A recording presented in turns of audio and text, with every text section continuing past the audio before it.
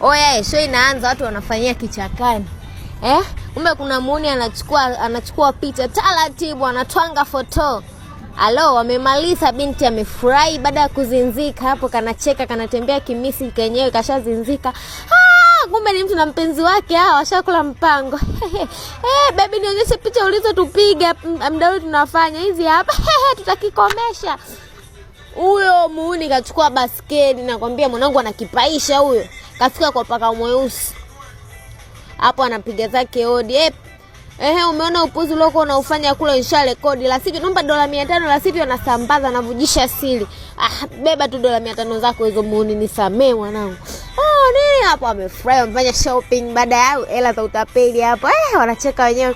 Kumbe paka mweusi hajalizika jamani, ameenda polisi kushtaki kwamba watu wamekimbia na pesa zake. Polisi wamekimbia chapu na haraka kwenda kuwakamata hao majamaa.